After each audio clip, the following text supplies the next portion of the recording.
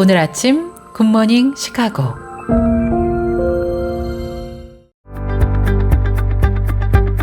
청취자 여러분 안녕하세요. 12월 27일 금요일 굿모닝 시카고 데일리 뉴스 시작합니다.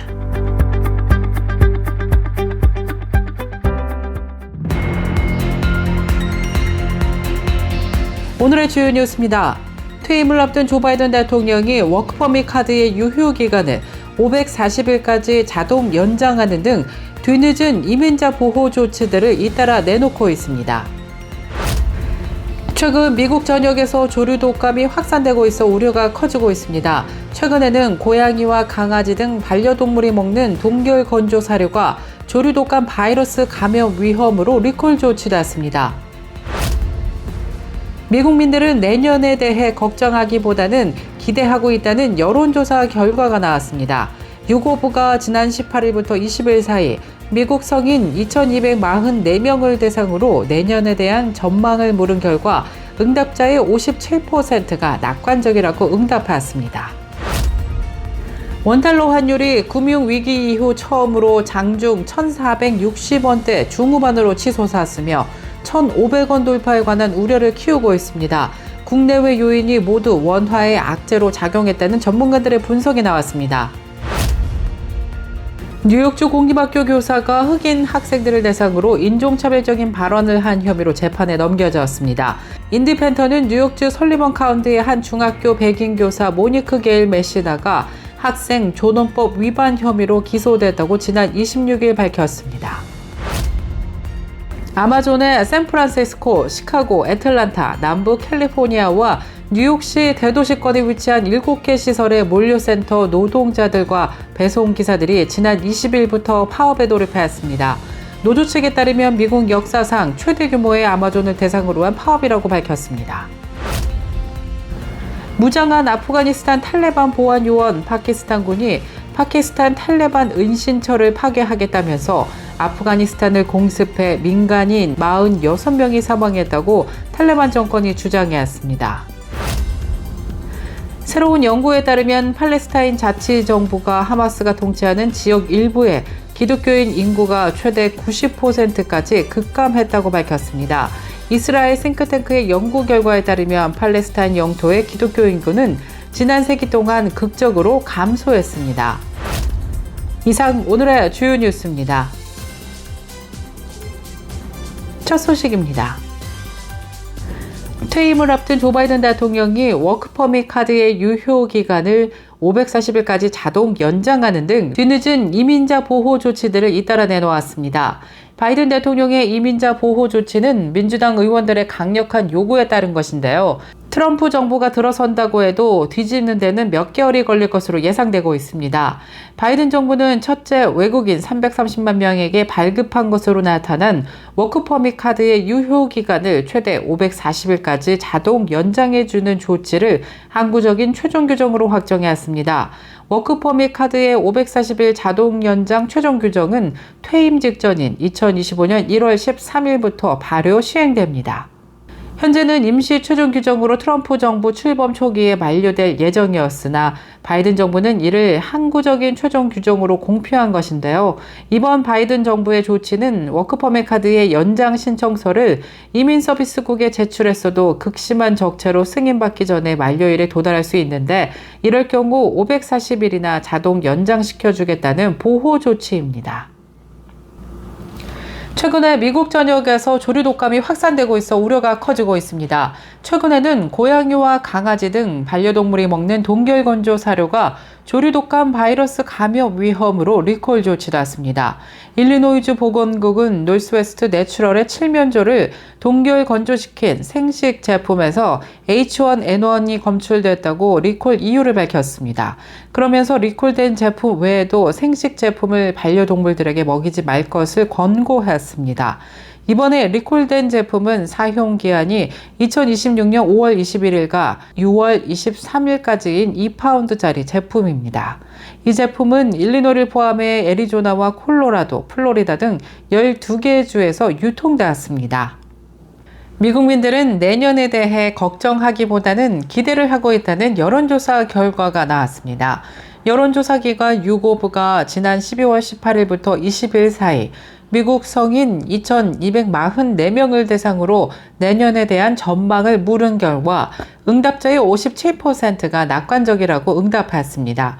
1년 전 조사 당시 47%보다 10%포인트 늘어난 수치입니다. 한편 비관적이라고 한 답변은 1년 전보다 1%포인트 늘어난 23%를 차지했으며 올해와 비슷할 것이라는 답변은 같은 기간 11%포인트 줄어 20%에 그쳤습니다.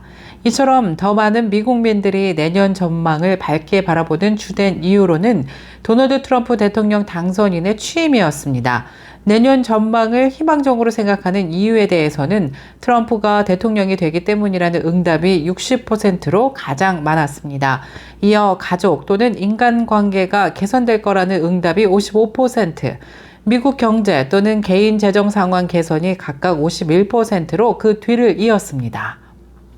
원달러 환율이 금융위기 후 처음으로 장중 1,460원대 중후반으로 치솟았습니다. 1,500원 돌파에 관한 우려도 커지고 있습니다. 국내외 요인이 모두 원화의 악재로 작용했다는 전문가들의 분석이 나왔습니다. 한덕수 대통령 권한대행 총리의 탄핵이 기사화되는 등 국내 정치 혼란이 확대되었으며 미국 연방준비제도의 금리 인하 속도 둔화 예상에 달러 강세가 계속됐기 때문입니다. 전문가들은 더 적극적인 시장 안정화 조치와 내수 회복을 위한 적극적인 금리 및 재정 정책이 필요하다는 의견을 내놨습니다. 뉴욕주의 공립학교 교사가 흑인 학생들을 대상으로 인종차별적 발언을 한 혐의로 재판에 넘겨졌습니다. 인디펜던트는 뉴욕주 설리번 카운티의 한 중학교 백인 교사인 모니크 게일 메시나가 학생 존엄법 위반 혐의로 기소됐다고 지난 26일 보도했습니다. 2012년 발효된 해당 법안은 뉴욕주법으로 공립학교 학생들의 차별이나 협박, 조롱, 괴롭힘 없는 안전한 환경에서 자랄 수 있도록 규정하고 있습니다. 해당 교사는 지난 2월 자습실에서 두 학생의 밝은 피부색과 머리카락 질감을 거론하며 순수 흑인이냐고 물은 혐의를 받고 있습니다. 두 학생과 부모는 아프리카계 미국인으로 밝혀졌습니다. 학생들은 해당 교사를 교육부에 신고했고 조사 끝에 교사가 민감한 어휘와 표현으로 인종차별적인 대화를 했다는 결론이 내렸습니다. 아마존의 시카고, 애틀란타, 샌프란시스코, 남부 캘리포니아와 뉴욕시 대도시권에 위치한 7개 시설의 물류센터 노동자들과 배송기사들이 지난 20일 이후 파업에 돌입했습니다. 노조 측에 따르면 미국 역사상 최대 규모의 아마존을 대상으로 한 파업이라고 하는데요. 스태튼 아일랜드 물류센터의 노조원들도 파업을 승인했고 곧 동참할 가능성이 있는 것으로 조사되었습니다. 이들 모든 지역의 노동자들 5곳의 배송 스테이션과 2곳의 물류센터는 이미 노조 인정을 요구하며 과반수의 지지를 확보한 상태로 알려졌습니다. 팀스터스는 아마존에 최후 통첩을 했는데요. 12월 15일까지 노조를 인정하고 협상에 나설 것을 요구했지만 아마존은 응하지 않았습니다. 성탄절 이브인 지난 24일 프랑스 남동부에서 전속력으로 달리던 고속철도의 기관사가 스스로 목숨을 끊는 충격적인 사건이 발생했습니다. 열차의 자동 비상 제동 시스템 덕분에 대규모 인명피해로 이어질 뻔한 참사는 일어나지 않았습니다. 사건은 지난 24일 저녁 7시 파리 리옹역을 출발해 남동부로 향하던 고속철도가 운행 1시간 만에 선로 위에 멈춰섰습니다. 당시 해당 고속철도에는 성탄절을 맞아 고향으로 가던 400여 명의 승객이 타고 있었습니다. 검표원들은 상황 파악을 위해 기관사에게 연락을 시도했다가 응답이 없자 조종실을 확인했으나 내부는 비어 있었던 것으로 조사 결과 드러났습니다. 이후 기관사는 열차가 멈춰선 곳으로부터 2km 상류 지점에서 숨진 채 발견됐습니다. 사고 수습을 마친 현지 경찰은 열차가 달리는 동안 기관사가 스스로 목숨을 끊었다며 철도 가족 전체가 애도하고 있다고 전했습니다. 한편 해당 기관사는 개인사로 최근 우울증을 겪어왔던 것으로 알려졌습니다.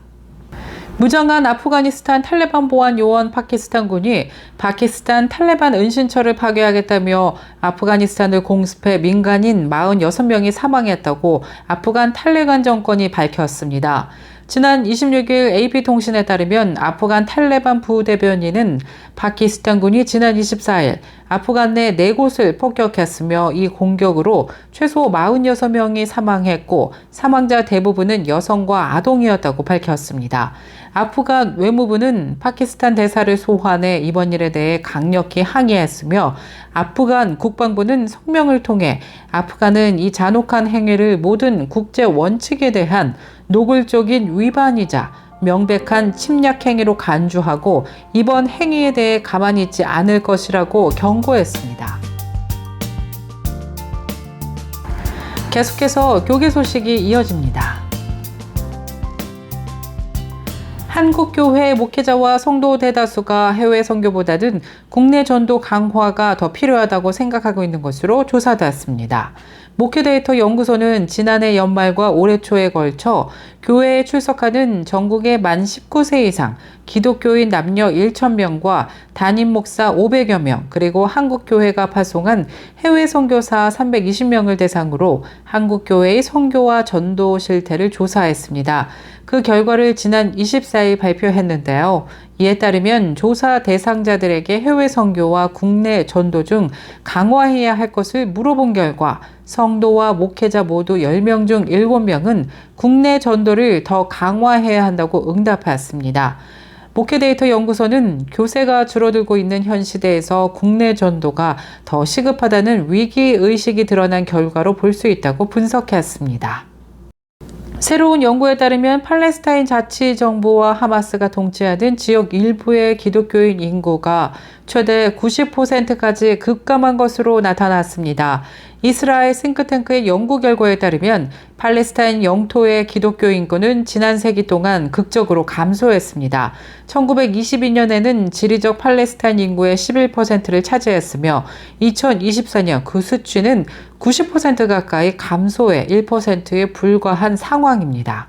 국제사회는 팔레스타인 기독교 공동체의 곤경을 자주 간과한다면서 일부 이스라엘 유대인 극단주의자와의 사소한 충돌은 미디어에 집중적으로 보도되는 반면 PA가 체계적인 기독교 억압의 중대한 사건에 대한 보도를 억압해서 해당 이야기는 결코 알려지지 않고 있다고 지적했습니다.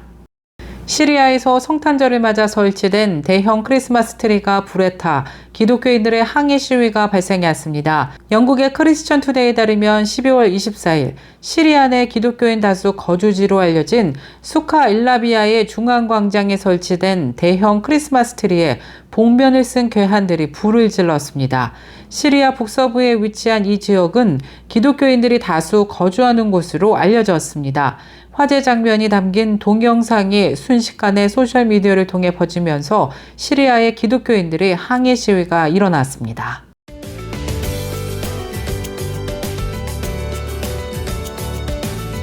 KCBS 날씨 정보입니다. 어제는 하루 종일 포근한 날씨 이어졌는데요. 오늘도 포근한 날씨 계속해서 이어질 전망입니다. 그러나 오전부터 구름 낀 흐린 날씨가 계속되면서 곳곳에 비 소식이 예보됐습니다. 외출 시 우산 꼭 챙기시기 바랍니다. 낮 최고 기온 49도, 밤 최저 기온 43도 예상됩니다. 주말인 내일도 오늘보다 기온이 더 오르면서 일요일까지 한동안은 포근한 날씨 이어지겠습니다. 날씨였습니다.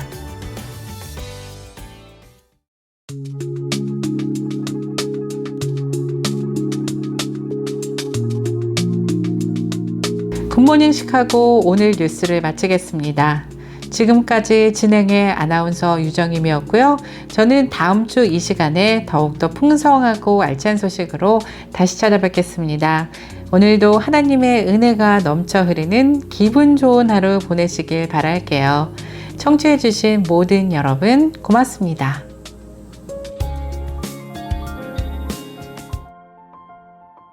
굿모닝 시카고 뉴스는 삶을 마무리하는 순간을 여러분과 함께합니다. 가장 저렴한 비용과 신뢰를 바탕으로 정성을 다하는 줄리심 장의사, 최신 학문과 기술 연마를 통해 최상의 치료로 보답하는 김강수 치과, 모든 보험을 원스톱으로 해결해드립니다. 한인사회를 위한 박상화 종합보험, 최고의 상품으로 소비자의 행복을 책임지는 영신건강 제공으로 함께합니다.